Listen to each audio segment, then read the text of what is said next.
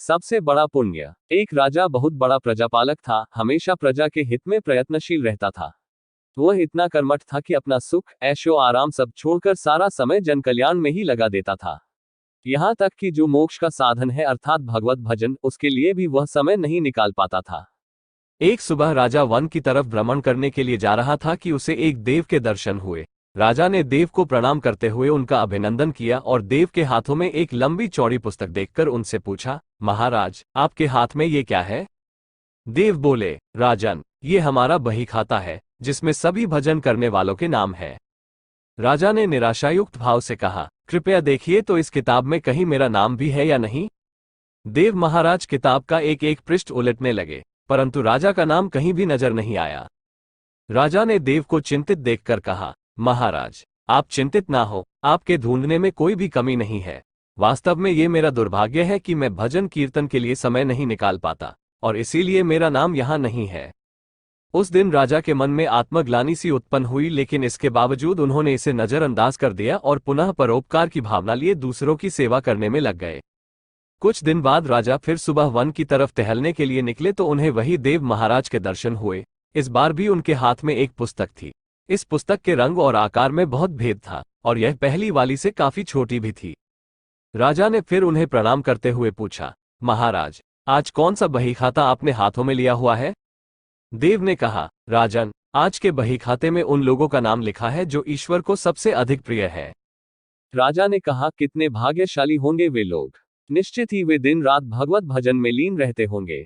क्या इस पुस्तक में कोई मेरे राज्य का भी नागरिक है? उद्धरण चिन्ह। देव महाराज ने बही खाता खोला और ये क्या, पहले पन्ने पर पहला नाम राजा का ही था। राजा ने आश्चर्यचकित होकर पूछा, महाराज, मेरा नाम इसमें कैसे लिखा हुआ है? मैं तो मंदिर भी कभी कभार ही जाता हूं। देव ने कहा, राजन, इसमें आश्चर्य की क्या बात है?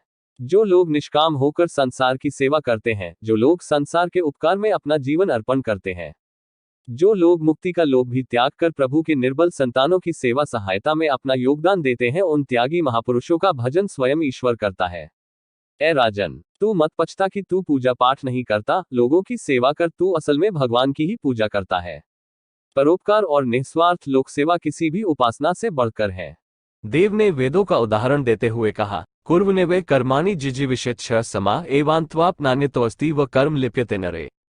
अर्थात कर्म करते हुए 100 वर्ष जीने की इच्छा करो तो कर्मबंधन में लिप्त हो जाओगे। राजन, भगवान दीनदयालु है, उन्हें खुशामद नहीं भाती बल्कि आचरण भाता है। सच्ची भक्ति तो यही है कि परोपकार करो, दीन दुखियों का हित साधन करो। अनाथ, विधवा, किसान व निर्धन आज अत्याचारियों से सताए जाते हैं, इनकी यथाशक्ति सहायता और सेवा करो और यही परम भक्ति है।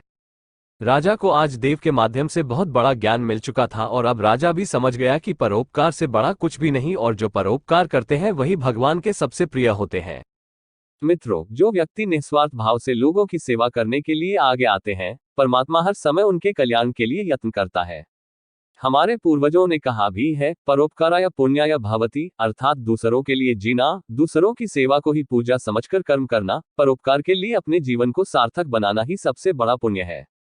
और जब आप भी ऐसा करेंगे तो स्वतः ही आप वही ईश्वर के प्रिय भक्तों में शामिल हो जाएंगे।